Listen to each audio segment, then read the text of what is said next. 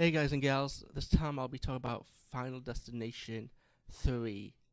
Three times the horror. Anyway, let me just show you Final Destination 2 one time. This was the Blu-ray I did not showcase in the last review. Let me just give you a little trivia because this is kind of funny because when I reviewed the first Final Destination movie yesterday and I went on Yahoo News, there was a plane crash. And I'm not even being funny. I'm like, that's some fucked up shit. And then I'm seeing Final Destination 3, and tomorrow's July 4th, right? Even though today's a holiday, they're going to count as a holiday here in New York City, I guess.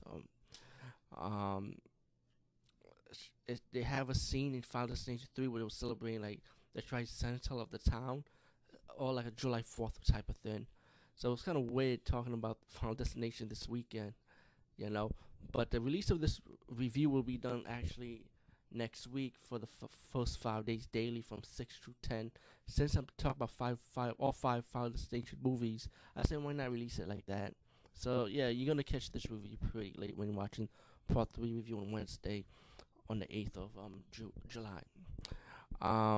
Besides that, again, another one I enjoyed. I know this one is one of the after the first two Final Destination. I know a lot of people did not like the other first. I mean, 3 and 4 and 5. They like also, but I know this one had low range 3 and 4. But like I said, speaking for me, I enjoyed all 5 of them. So let me just fast forward to that. Part 3 this time. We have Death by Roller Coaster.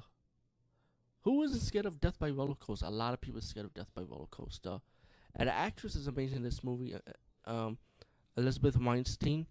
The funny thing about her, I think this was one of her earlier roles before she blew up. Like we already know she does a lot of movies now, but this one, okay, she's the one with the premonition this time about the death of roller coasters, and when people start dying from the roller coaster rides, and then she's finally awakened, like telling people to get off the roller coaster, and as the survivors are from the roller coasters, of course, just like the first two movies and so on, they end up dying one by one from strange deaths, and death ain't nothing to fuck with, you know. Uh, Tony Todd will make an appearance in this. No spoilers, but you do hear his narration voice. Let's put it like that.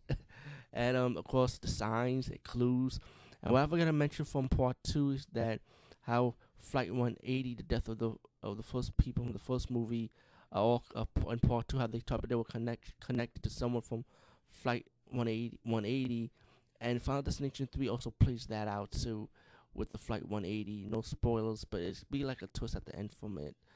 So, but so anyway, Elizabeth Weinstein's character, she's talked to the guy was talking to her, one of the survivors, saying that this happened before.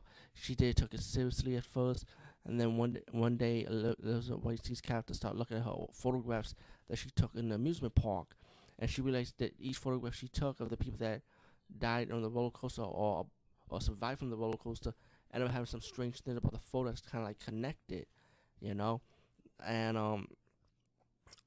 so she finally like believed what's happening now since the first two victims was two females that I'm dying in a tanning booth, which was a fucked up scene too, by the way, because again, who haven't had fear of the tanning booth salon? I mean, come on. And of course it progressed with people dying one by one, and in each kill scene, just like the first two movie, end up being good. I end up enjoying it, and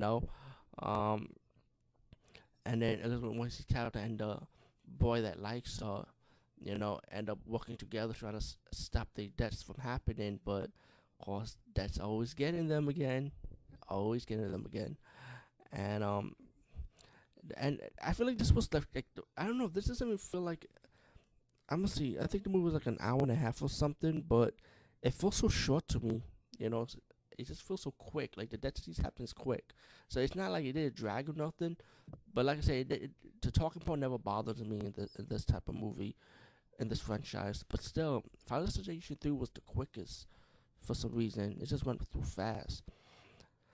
But anyway, to fast forward, Elizabeth Weinstein's character finally find out that her sister is gonna die too, because she was one of the people that actually owned the roller coaster, and she finds that out the last minute of one of her last photographs, you know. And it's pretty much your twist ended once they survived death, and of course Elizabeth Weinstein's character, 5 months later, guess what? I think it's 5 months later. Says she's in New York City, like in a train station, and she starts seeing the signs, and yeah, it take a while, guess. Anyway, Final Destination 3, highly enjoyed it. Again, another great franchise sequel, a sequel to a great franchise. Anyway, peace, guys. See you later. Oh, one more thing. Look, the Blu-ray version of Final Destination 3 kind of showcased this. Yeah, I want to make sure I did the same thing like I did in part 2.